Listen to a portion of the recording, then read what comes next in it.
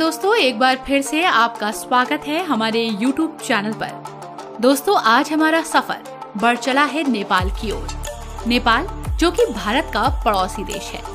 भारत से आप कम बजट में नेपाल कैसे जा सकते हैं, क्या है शॉर्टकट रास्ता, नेपाल में आप कहां कहां घूम सकते हैं, कैसे पैसा और समय दोनों बचा सकते हैं, आज आपको मिलेगी यहाँ पूरी जानकारी।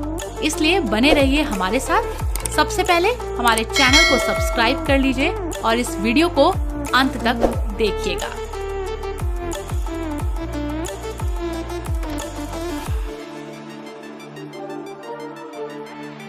दोस्तों, हिमाचल की तराई में बसा देश नेपाल दक्षिण एशिया का सबसे प्राचीन राष्ट्र और सबसे बड़ा हिंदू धर्मावलंबी राष्ट्र है। ये एक ऐसा देश है जो कभी पराधीन नहीं रहा।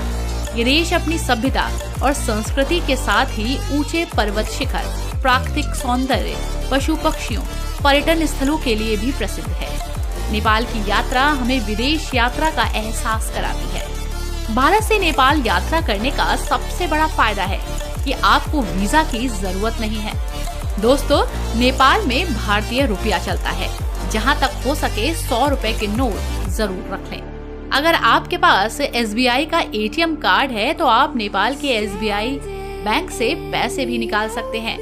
दोस्तों, भारत से नेपाल कैसे पहुंचा जाए? वैसे तो नेपाल तक पहुंचने के कई रास्ते हैं। आप दिल्ली से काठमांडू की हवाई यात्रा कर सकते हैं, पर ये आपके लिए महंगी हो सकती है। अगर आप रोड यात्रा करना चाहते हैं तो आपको दिल्ली से नेपाल के लिए सीधे बस भी मिलेगी, पर ये यात्रा 30 घंटे लंबी होती है। इसलिए सबसे सस्ता और सरल रास्ता होगा कि आप उत्तर प्रदेश के गोरखपुर रेलवे स्टेशन पहुँचे और वहां से भारत नेपाल बॉर्डर सोनोली के लिए ट्रेन की टिकट ले लें। अगर आप बड़े ग्रुप में कई साथियों के साथ घूमने गए हैं तो आप जीप या कैब भी कर सकते हैं।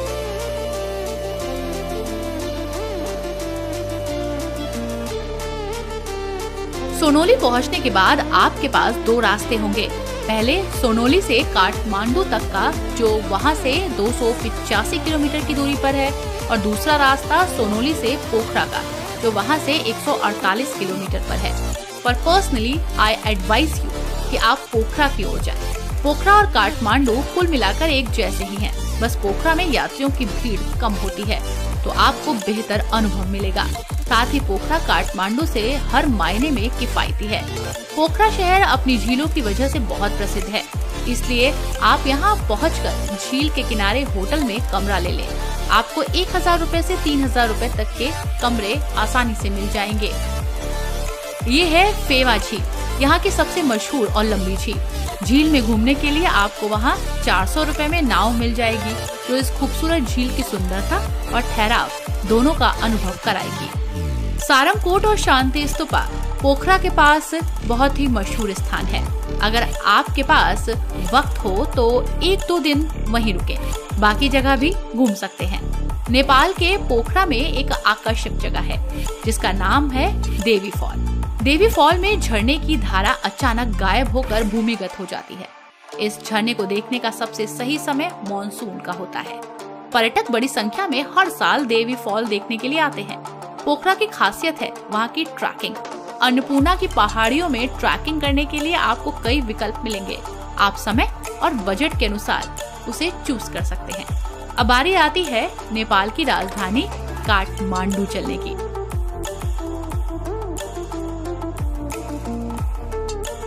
नेपाल की राजधानी काठमांडू बहुत ही खूबसूरत शहर है। 1400 मीटर की ऊंचाई पर मौजूद इस शहर में पूरे साल ठंड रहती है। गर्मियों में आप काठमांडू ट्रेवल करने जा सकते हैं। यहाँ कई मठ, मंदिर देखने को मिलते हैं। इस आध्यात्मिक और शांत शहर में प्राकृतिक सुंदरता का मनमोहक अनुभव मिलेगा।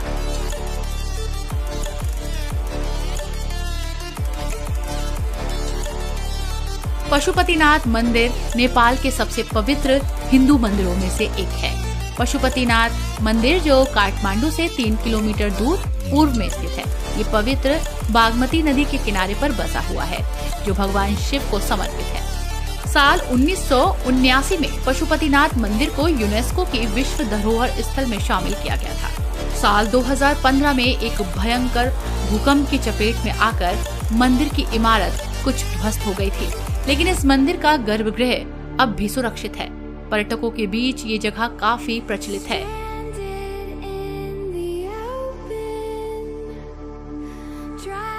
काठमांडू के पश्चिम में स्थित पहाड़ी की चोटी पर करीब 3 किलोमीटर की दूरी पर स्वयंभूनाथ मंदिर स्थित है।